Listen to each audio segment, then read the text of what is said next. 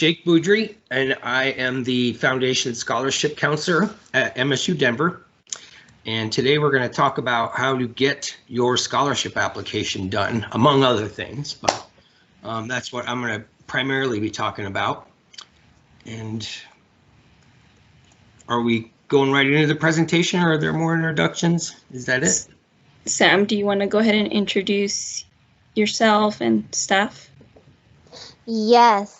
Hi, everyone. My name is Sam Borrego. I'm the coordinator for First Generation Initiatives, and we are just happy to support this event and hopefully provide you all with some great help to do your scholarship applications and other applications that you do too. But I think we're focusing on the MSU scholarship for this day.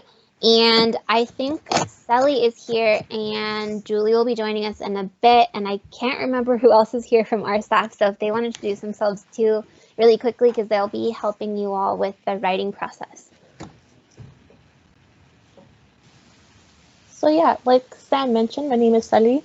I use they, them pronouns, and I am a student, or what's it called, a family leader, like a mentor for the Office of First Gen. And I will be assisting you all with your essays. So yeah. Thank you. Awesome. Anybody else that I missed who would like to introduce themselves? Okay. Well, once we're done with this PowerPoint presentation, we'll take any questions. Otherwise, for those of you students who are seeking help to review your scholarship essay or need help starting your essay, at the end of this presentation, you can use the raise your hand function and we will be assisting you over to a support room for one-on-one help. But more instructions to come once we're done with the presentation. And we'll go ahead and jump into it. Thank you all for joining us. And next slide. Okay, so today's all about scholarships. MSU Denver has 3 different types, and I'm going to do my level-headed best not to just read to you, so bear with me. There's foundation scholarships, institutional awards, and private external scholarships. And some of you may be familiar with all of these or none of these. Today, we're going to talk a lot about primarily the foundation awards, which are generated through the MSU Denver Foundation, the fundraising operation that raises about a couple $1 million a year for scholarships, and we try to get as many of them as awarded as humanly possible, which is why you're here. The institutional scholarships, which is basically money that the school receives through mostly the state government, some federal money that we award to students based on sometimes need, sometimes merit. There's a number of different ways, but if you've ever seen anything on your financial aid award that said like M grant, M need, M epic, that anything that has an M in front of it, that's what that's referring to as an institutional award. Private external scholarships is basically like private donor. Visit Denver is one that we work with. There's a whole bunch of other ones, but for instance, if you were to go out and, kind of stumble onto something on the web and apply for it and be awarded, that would be considered a private external scholarship, and we kind of have a funky outside process that works for those. So go ahead. You can do the next slide. Cool. Okay, this is the heavy lifting part here. There may be some of you who are thinking that, my family makes too much money, I'm not going to get anything via the FAFSA, so there's no need for me to do it. Put that thought out of your mind and get your FAFSA done. Because a lot of these awards, they may not be need driven, but it asks for that demographic information to create and award the scholarship for you.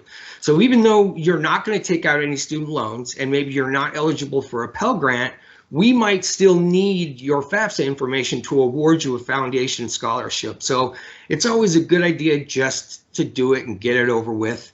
And if you haven't done that, today, it's pretty important that you get it done as soon as you can. You still have a little bit of time before it becomes an issue with the scholarship application. That's not so much. And you've got time before school starts, but we're kind of coming up on the part where it's really important that you get this done.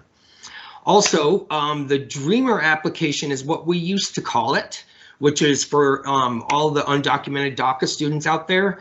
It is now called the CAFSFA, which is just the Colorado version of the FAFSA. So that's the form that you need to complete if you're a DACA student or a Dreamer, and you need to sort of have a quote FAFSA. That's what you'll be filing, and if you just Google will get you right to it. It's kind of hard to miss. Both of those applications are open right now, as I said, so please make sure that you do those.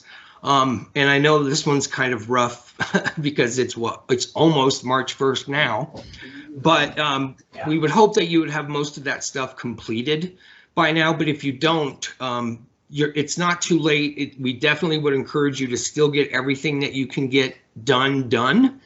And so we can get your financial aid awarded and hopefully be able to get you a scholarship. And lastly, and annoyingly important, is checking your MSU Denver email. And I say annoying because I know how much email y'all get, and I know that can be kind of cumbersome.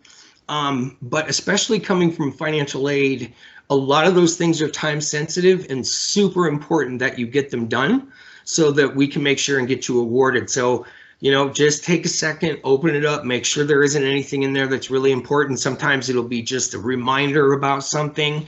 But if it says, if you see the words missing information, it's vital that you open that email and get that taken care of, because that's going to drive what your eligibility is. Next slide.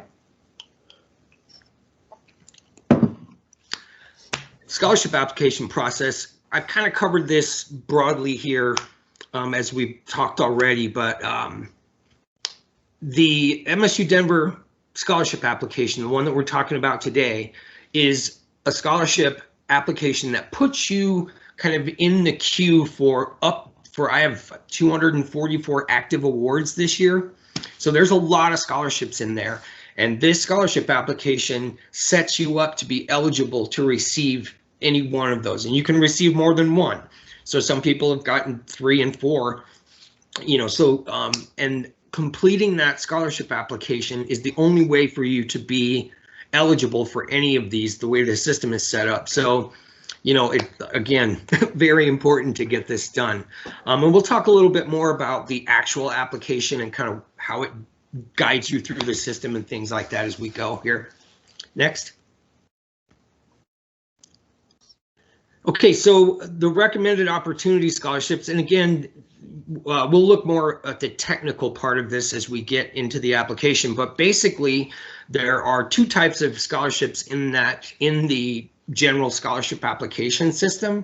The first kind of scholarship is where you just do that general application and the system goes out and looks for your information, and you are eligible for a scholarship just based on that information on the one scholarship, or on the one application. The other type here is called an apply to or a recommended opportunity. And that's what happens when you finish the general scholarship application and the system looks at your stuff and says, oh, you're eligible for this other award, but you need to provide this additional information for it. And we'll show you how to do that here, because it can be kind of confusing for people. Next slide. Okay, these are super important right now. A lot of times we will be looking through applications, and you know, you've got 2 students, both of them have a 3.8, you know, both of them have 60 credit hours completed, whatever, and you get to the last part and it comes down to who did more volunteer work, and that's who gets the higher score. So if you can get out there and get involved, you know, there's all sorts of things in your community. There's all sorts of opportunities on campus to get involved and, you know, kind of get your sort of name out there, if you will, as far as that goes. And then the essay, which we will be talking about at length, but that is an extremely important piece of this, and we'll talk more about that here in a bit. Next. Yep. And I will go ahead and Oh, talk okay. about. Great. I will go ahead and talk about writing great essays. So in the general scholarship, there is 2 essays that you need to write. And so the first one will involve, I'll read you the question, how did you become interested in the area of study or major, and what are your career aspirations after you graduate? And then the second question is, how have you incorporated one of or more of the cadre values in your family, school, or in your community to encourage positive change in yourself or those around you? And so for the first question, an example can be, I aspire to be a police officer, one, because my back at home in my home country, citizens didn't believe in the government, or they didn't believe in the police or the organization. And so one of the reasons why I became interested is because I want to educate my community. I want to change people's perspectives. And so that might be a reason you can write about in your essay for number 1. For number 2, you can choose one of the cadre values, which is community, access, diversity, respect, and entrepreneurship. You can incorporate all of them or just one of them. It's up to you.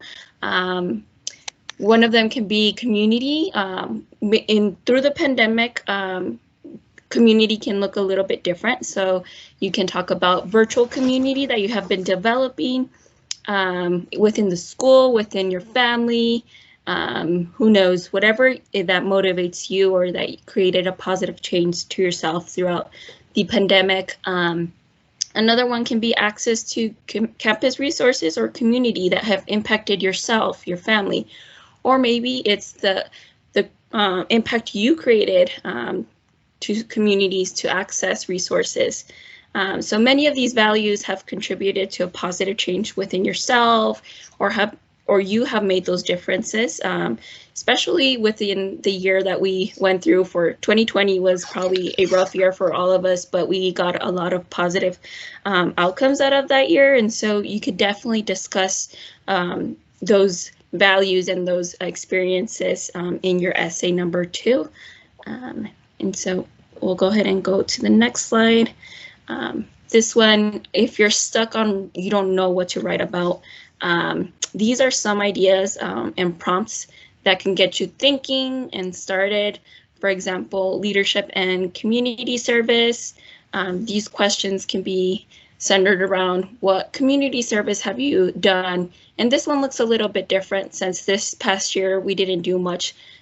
We weren't able to do much community service, especially within campus or events. Maybe you probably did outside of school.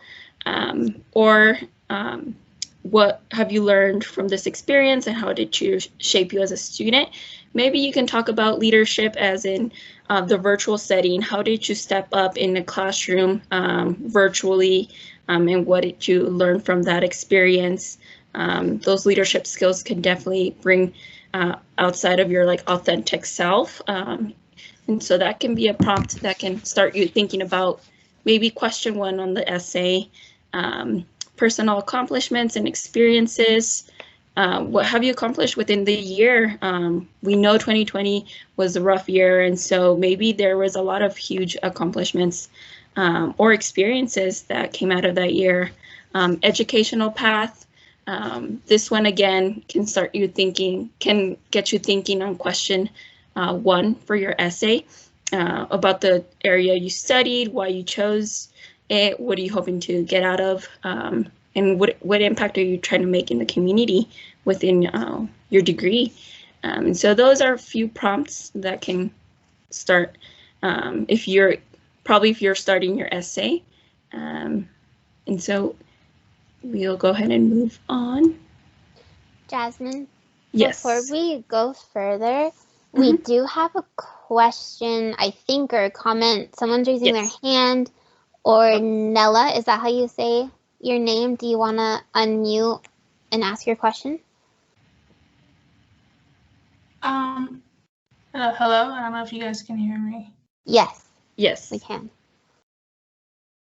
So so we only need to write 1 essay or 2?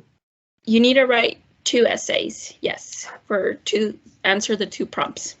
Yeah. Oh, okay. They're both fairly short. When we developed the application this year, we used to have a 600 word word count that you had to do with one essay. This year, we pretty much cut that in half. So neither of them is very long. So don't be too intimidated by, the fact that there's two. They're pretty simple to get through. Any other questions I can answer? Can we get a copy of the slides for later review? Yes. Yep. We'll send those out. I would like to make a question. Yeah. Go ahead. Hi, my name is Teresa, and I'm a caregiver for my mother since 2010. Now she's having memory problems, and I spend more time with her. That counts. Can I put that on my essay? Yes. Absolutely. Yep. Mhm. Okay. That's one of the hardest jobs in the entire world. You certainly deserve to have some recognition for that kind of thing, for sure. Mhm. Okay. Thank you. Yep. And that can answer essay number 2, and I'll go back to it. In the cadre values, it can go within the community, the access, the respect.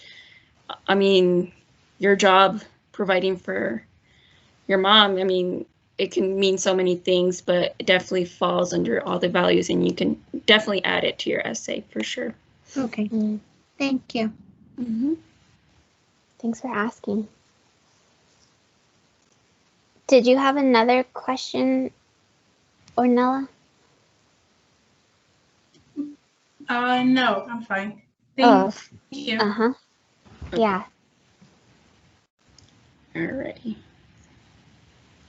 All right, so I'll move on. So ready to start writing, and so we'll walk you through an outline, but once you meet with a MSU staff member, they will also brainstorm the outline with you. And so essentially what it is, we'll determine the theme of your essay, the filling out the prompts, the topics that stand out, and then from there we'll develop a thesis statement. And so an example can be, well, not necessarily an example, but the theme will determine your thesis statement. And so moving forward, okay. And then we'll brainstorm the personal stories. So for example, I forget who shared, but the caregiver, that can be an example. And then the reasons why you deserve the scholarship, how the scholarship and degree will help you achieve your long-term goals. Does anybody want to share a story or an example that you possibly think of writing in your essay or you have already written?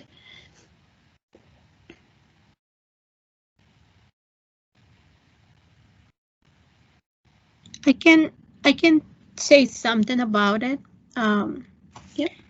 In 2010, my mom had a second stroke. Mm-hmm. At that point, she couldn't walk well, so I was at the Red Rock Community College to study. My plan was to be a nurse, and I have to withdraw the school and take care of my mom.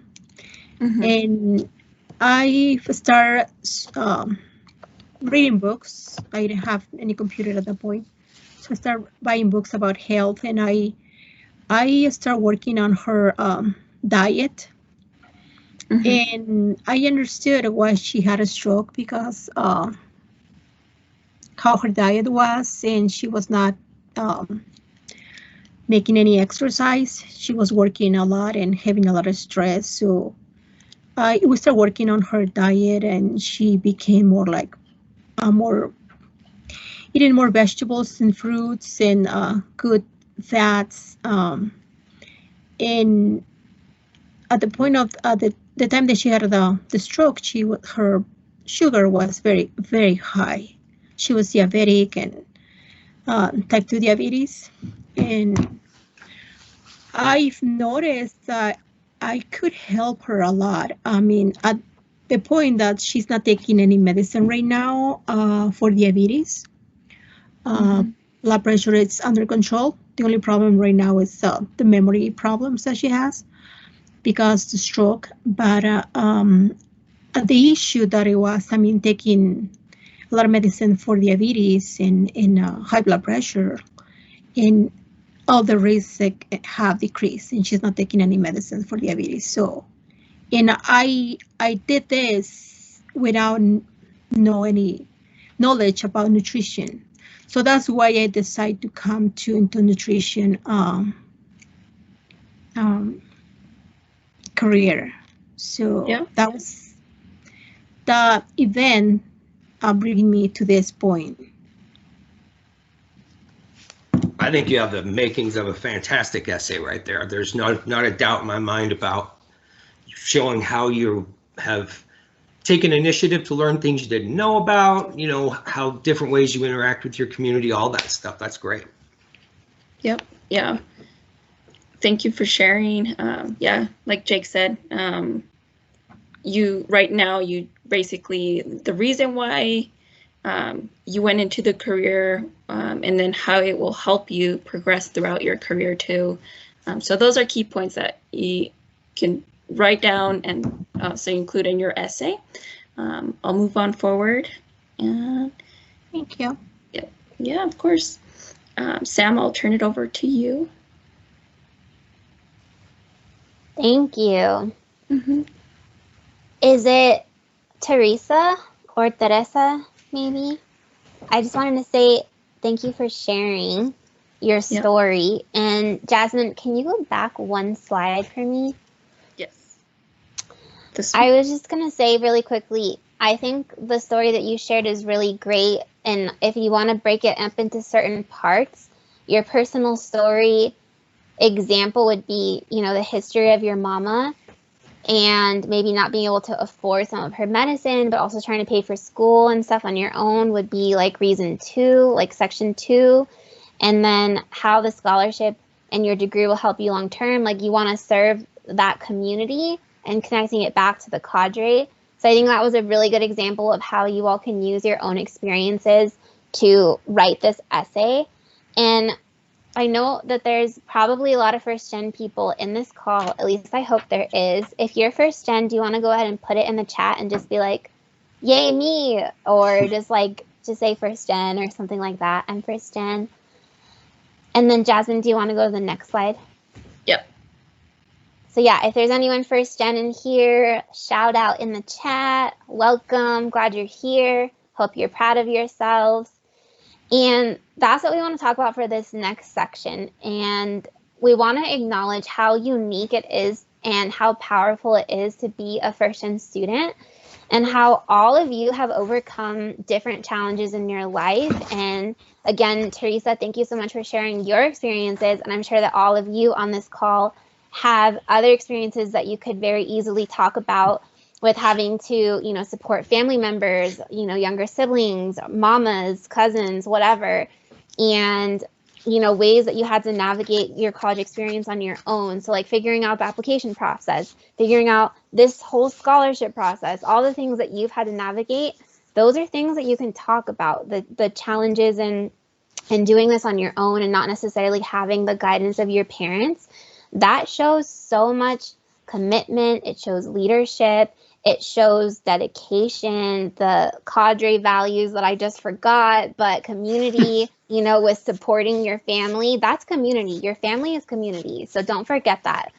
So what we want you all to remember is that all of you are leaders and you can talk about these experiences, having to work 2 jobs or having to work a job and go to school. Not all students have to do that. That's the reality. Like some people, you know, have to do a little bit more to make this happen, and you should be proud of that. That's something to brag about. So we want you to brag in this essay about yourself and everything that you're doing to make this degree happen. Let me think of what else I wanted to tell you all. Yeah, the fact that you're a role model in your family for attending college. So at least for me, I'm not only the first to finish my bachelor's degree, but the first to get my master's, the first to buy a home. I'm the first person who went to a university. I know maybe some people on this call, maybe my dad didn't graduate high school, so I'm kind of the first in that realm too. So being the first is really important because you're a role model. So think about yourself in that way and talk about who you're being a role model to. Discuss your perseverance through obstacles presented in your college career and life. Again, thinking about those different obstacles. Maybe it's just the simple, well, maybe what people think is simple, filling out the FAFSA, or something like that is really not that simple. So you can talk about some of those things and how you've had to navigate that on your own.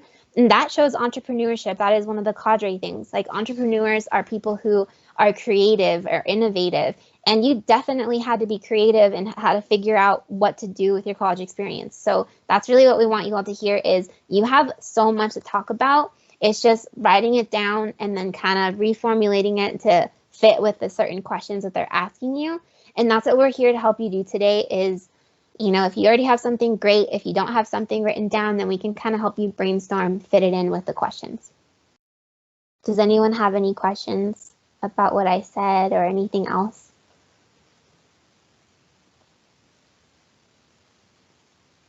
Yeah, I see some of the first gen people. Adult return to college, awesome. First gen, cool. Awesome. Any questions you see, Sam? I don't. Okay. So we'll move on forward with the presentation. And after today's session, there are more writing tools out there. The Writing Center, you can always schedule an appointment with them. They are a great resource. Their Writes program is also a great resource. They have online consulting, phone. You can give them a call, Doc Drop. And so they have all these resources for you available for free. So after the session, if you're stuck or you need somebody to review your essay, feel free to schedule an appointment with the Writing Center. GITA, also check them out, the Gender Institution for Teaching and Advocacy. They have scholarship tutors available to help you if you email Soj. And that's her email right there. So I'll leave it on. I'll leave this slide for a few seconds if you want to take a picture of it, write it down. All right, perfect. I'll move on to the next and I'll turn it over to Jake for this. Okay, here comes the technical stuff. You could go ahead and go to the next one. So there's a few different ways to get to this application. Kind of the most obvious one is through your Student Hub. You would go to the scholarship, click the box, and to the next slide. And once you hit scholarships, you will see this button that says Apply Now. So the other way you can do this, if you're not in your Student Hub, if you don't recall, if you're just kind of sitting and you can't remember how to get there, you can just simply type in scholarship application to the search tab on the website, and it will take you to this very same place. So one way or another, you're going to be able to get there. When you see this, you will see this Apply Now button. Hit that button. The next screen shows you the sign in with MSU Denver Net ID. The good news here is that you don't need to change any of your password or email information. Just use your Metro stuff and it will take you right to the application and the next slide. So this is the general application. Again, this one's really pretty simple. As we've been discussing, the essays, the 2 essay questions are the most challenging part of it. I mean, the rest of it is just really kind of your demographic information. And it's really important that you try to answer all of the questions, because that's how the system is sort of, filtering you and putting you into eligibility queues and stuff like that, is by looking at the information that's on here. Some of it's going to be required, some of it isn't. So, if you leave out what school you're in, or if you leave out, if you don't answer the first gen question, for instance, those sorts of things. So just make sure that you're getting all of that stuff, as much of an answer as possible before you submit. One thing to consider, and this might be another slide, I might be getting ahead of myself, but like if you start this today and you don't like what you've got, or you don't feel like you've completed everything today, you can hit save and come back and submit it later, as long as you get it done by the 1st. So this isn't a thing where it's a one and done. You can go in there, start it, go make dinner, go to work, whatever you need to do, and then come back and finish it later. So keep that in mind. Next. Can I ask a question really quick? Yeah, and I see a question or two in the chat too, so we can hit those two if you like. Okay, yeah, that I was going to bring up one of them. There's one that I don't really know quite the answer to, and it says, with regards to volunteer work, do we need a letter from the agency we volunteered at? Yes, I actually have the chat up here. I saw that. So Okay. You don't need a letter from the agency you volunteered at. You only need to, put the name of the agency and the dates and times that you volunteered, and it'll ask you like, hours, months, that sort of thing, and you can fill it out as you go. I mean, it's the honor system. We trust you. You're not going to make up a bunch of stuff. So no, you don't have to go through all of the craziness of trying to get a letter from the agency. However, if you get into an actual apply to scholarship, which we'll talk about in a second, once you get into there, then you might find yourself in a situation where the scholarship application is asking you to provide something more, and in that instance, you might need to get that information. But to get the general application done, no, you can do it without that. May I have a question? Sure. So this is my first semester at MSU, and I transferred from CCD. I just had a question, like, since it's my first semester at MSU, my GPA is still like 0, but I had the 4 GPA at CCD. So how I'm gonna start? Well, we have this built to where it looks at your transfer GPA too, for that specific reason. Because obviously, just like you're saying, I mean, if you don't have a GPA here, we need something, and the system is built to look at your transfer GPA as well. Okay, so when I fill out like the application, should I put like in my GPA? Do they ask for the GPA in the application? That's an imported item, so the Okay. system will just go find it. Yeah, so if you're fully transferred and ready to go, it's already in there, and we'll pull it in. It's probably already there now if you haven't done it yet. So. Okay, perfect. Thank you. Sure. Is anyone else? So we keep going? Okay. So at this point, you've completed the general application and you've done all the things that we just discussed. This next screen, once you hit the submit button, the next thing you see is this screen you're looking at now, which is the recommended opportunities. What that does is it looks at all of the information that you've submitted, and it comes back and says, okay, here's a list of here's a list of other scholarships that you're probably eligible for based on what you submitted in your general application. So when you look at this, and I don't think you can quite see what's on here, but below this, there's a list of scholarships that you can apply for. And you just kind of go down one by one, and same thing with those. You can start the application, save it, go to work, take care of your mother, whatever you need to do, and then come back and finish it at another time. Next slide. Okay, so this is kind of what I was just talking about. When you have submitted the general, it's going to come back and show you all the recommended opportunities. You will apply for those, and those are going to be more kind of either sort of departmentally related or maybe demographic information. Some of them have preferred qualifications for different things, and that's when you're kind of going to get into answering an additional essay question, providing a reference from a staff member or a professor, something like that. And most of those are reviewed by faculty and staff. And as you go through here, it takes me, I begin the awarding process on May 1st, basically, and I'm awarding all the way through the summer. So when you get this general application done and you submit it on March 1st, know ahead of time, you're definitely not going to hear anything till the soonest will be May. And then, but I'm awarding all through the summer. So, you know, you don't need, if you don't see anything right away, you don't need to get too worried about that. So go ahead. Next slide. We will ask you to attend what used to be this super awesome banquet, and there was like super great food and it was really fun.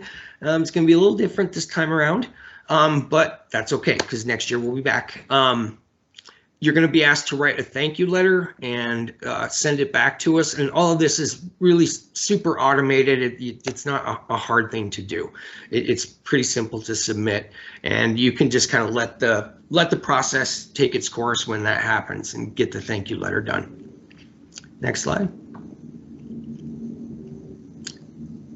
Let's see. Okay, I think we're getting into the writing part of this now. Am I correct? Yes. Yep. So I will stop screen sharing.